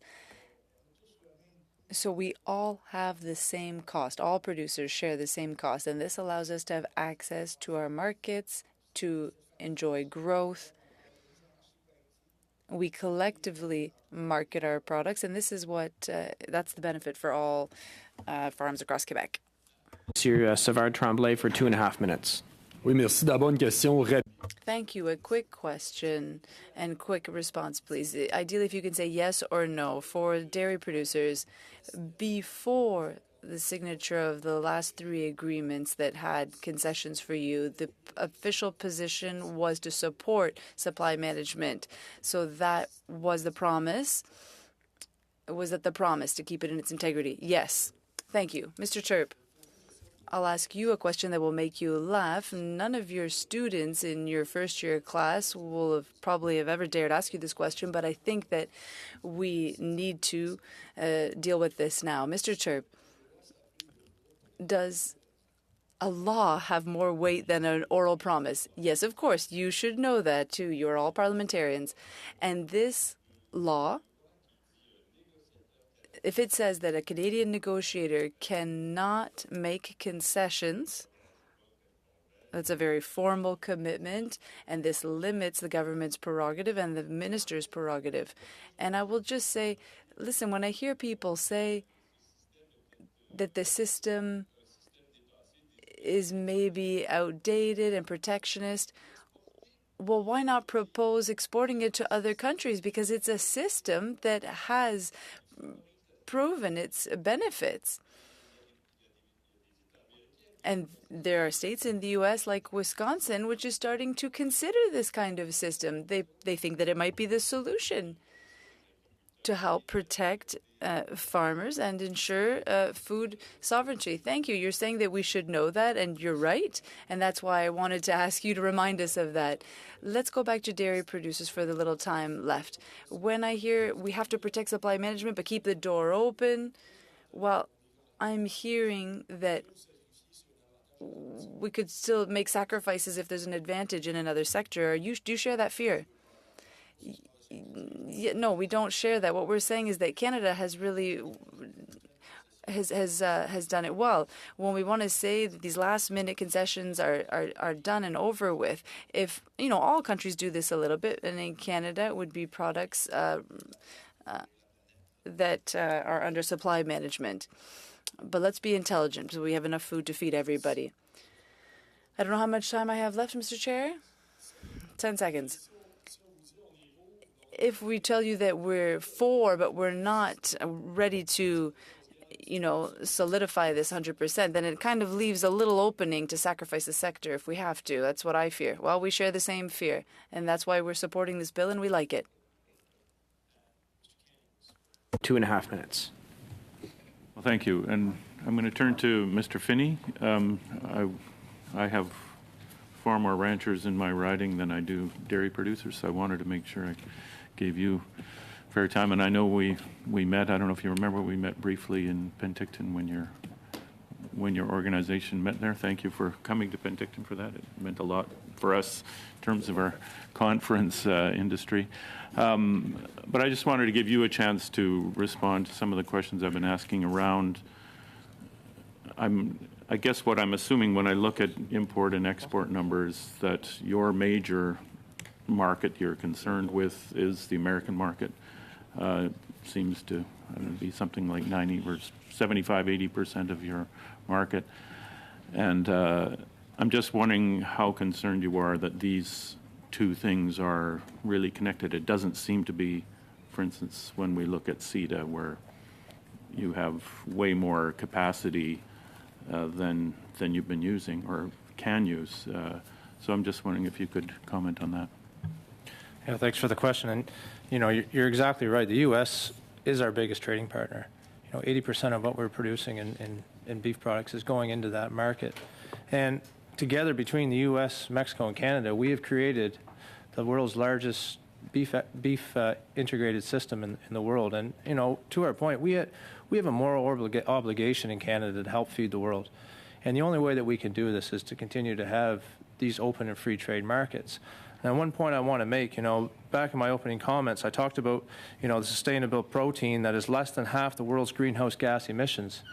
There is an absolute need globally for meat protein, and it is going to be produced. And if we're going to be world leaders on a global front, on sustainability and environmental front, Canada is best positioned to do that. If not, it's going to go to somewhere else in the world, other than Canada, to be produced that does not have the same moral obligations globally on an environment stand as what Canada has. So, our fully integrated U.S., Canada, Mexico system on beef is unlike other in the world. So, about 30 seconds, Mr. Kennings. Thank you. So then we will go to Mr. Lahu for 15 minutes. Sorry, 5 minutes. 5 minutes. Mr. Liu. Thank you very much, Mr. Chair. Thank you, and thank you for allowing me to ask questions at the International Trade Committee. It's a pleasure to be here with you this afternoon. Since Mr. Drouin quoted my name earlier, I did want to rectify something. There was the budget economic statement that was tabled last fall, and there were commitments made, and I hope that I will see these numbers. I hope that I will see them reflected in the next budget, and we're talking about compensations that will be delivered as of 2024 and right up until 2030. So the impact for producers currently, the impact is direct on them. Our neighbors to the south didn't take much time to take their place on the market. So I want to make sure we have the same understanding when we talk about these issues. My question would be for Mr. Finney. When we talk about the possibility, you're saying that this could hurt future negotiations when establishing trade agreements. I'd like to hear you on the non-tariff barriers, because there are such barriers and there could be additional ones. And I don't think that a country can interfere in such a situation. The WTO has rules, but we already see the impacts. Can you talk to me a little bit about these non-tariff barriers, given the agreement that was signed with Europe on the matter of Canada's capacity to export Canadian beef to Europe? Currently, are there kilos of beef that were exported? I know that's a number of questions, but I'll let you answer. To our trade expert, Dennis. Yeah, it's a great question. We haven't realized the potential from the European agreement that we were expecting, and we do have an application in on one of the non-tariff trade barriers to get the products we use in North America in our food safety system. Part of the reason that we're not selling more is our processors aren't prepared to turn down our food safety system to go to Europe. That's basically in a nutshell. So we're going to see by this time next year whether Europe is prepared to approve a product that they use extensively throughout the entire continent. So that'll be a real test of that. I do want to clarify, this idea that there aren't trade negotiations going on.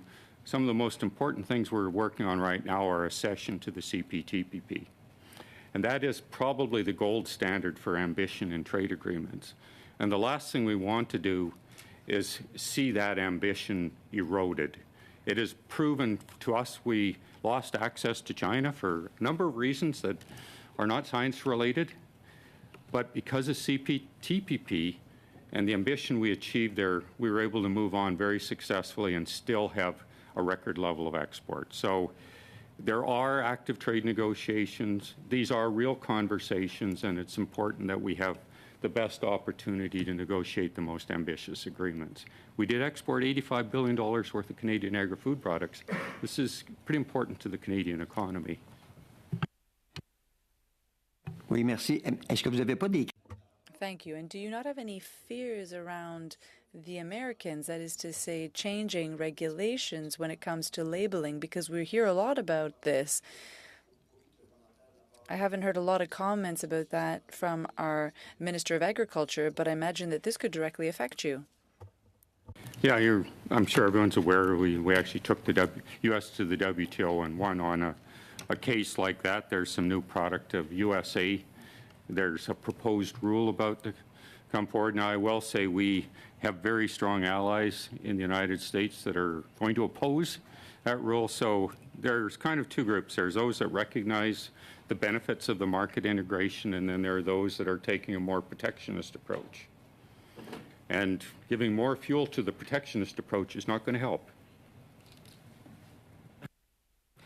Je suis d'accord avec vous, ça aidera pas personne. I agree with you. It won't help anybody, but it doesn't mean that other countries won't do that type of thing. And we need to protect ourselves before protecting other people. You don't want to close off markets to exports, but we always have to keep that fear in mind, because any country can overnight put in place a non-tariff trade barrier. Yeah, I will say, and I'll use a different example. When we first began negotiations with Japan, what was their most sensitive product? It was beef. And over time, what actually happened was they came to realize that Wagyu beef had a special place in the world, that they were able to export and still maintain a very viable sector. But now it's become our second largest export market. So we were able to demonstrate that there was a mutual benefit to trade.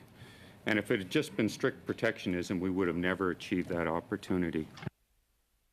Turning to our, unfortunately, that's the end, Richard. So we are now going to turn to Mr. Drouin for the last question today for 5 minutes. Merci beaucoup, Monsieur le Président. Thank you very much, Mr. Chair.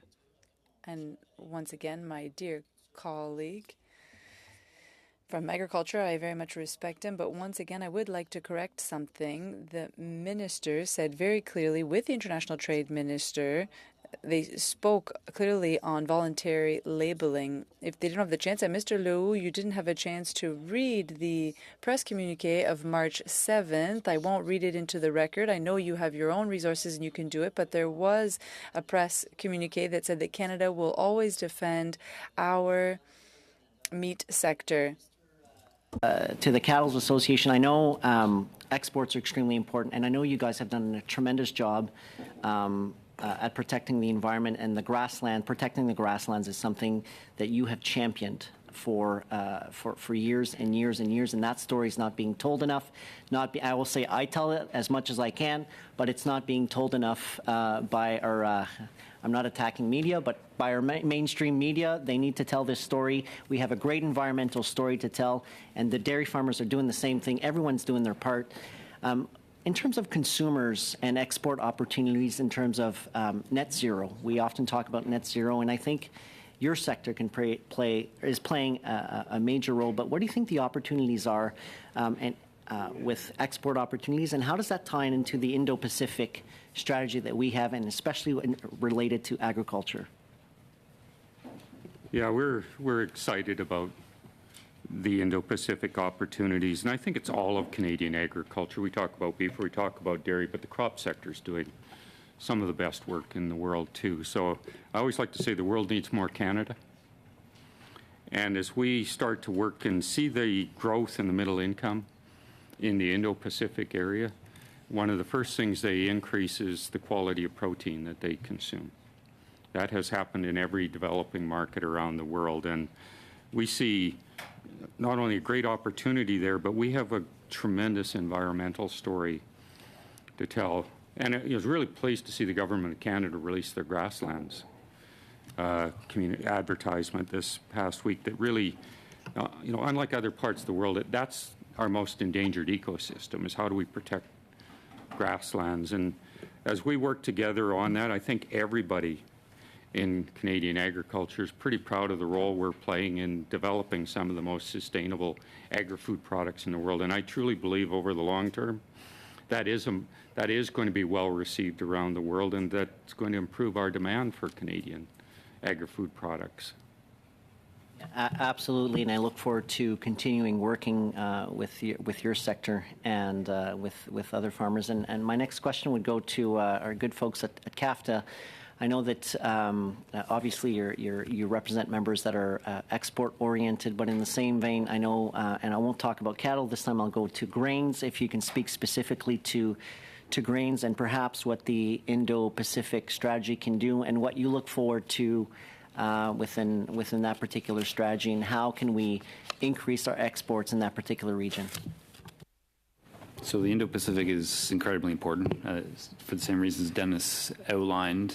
And one of the biggest things for us in that region is to present to all of those potential markets, the developing markets, how to model behavior around dealing with trade, making sure it's predictable, making sure there's no irritants, making sure it's open and free. And so one of the things that we absolutely need as we move into those markets is to ensure that what we're modeling in CIIT particularly around how to protect a sector through legislation will be damaging for us as we sort of try and achieve our objectives in that region. Because if we're taking things off the table, it doesn't matter what sector it is or what protectionist sector we're doing, it means we will never be able to have commercially viable deals with any country. And in fact, we won't be able to speak to countries around their regulatory system about anything, because they will simply say to us, well, you're protecting the sector. We're going to do it, but we're going to do it in a different way with the non-tariff trade barrier or some kind of SBS issue. We won't have the sort of standing as Canada if we're demonstrating a behavior where we're legislating a protection for a sector or a region or any kind of issue that we deem that should be protected.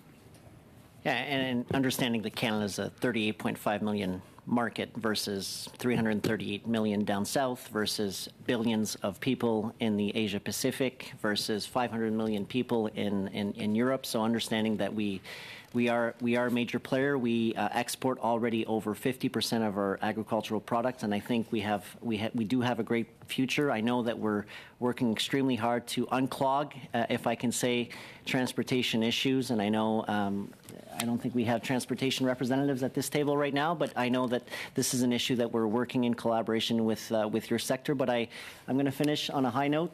Thank you for what you do. Thank you for representing your members and all the sectors that CAFTA represents, whether it's in cattle. I know I've spoken to many of you before. Et nos chers producteurs laitiers, merci à vous. Merci beaucoup. And to our dairy producers, thank you very much as well. Well, that brings us to the end of our meeting, and I want to thank all our witnesses today, and thank you for your evidence. If you ever have additional evidence you want to submit to the committee, and other than what you've testified to here today or documents you've submitted, please do that. And with that, I wish everyone a good Thursday evening. Meeting adjourned.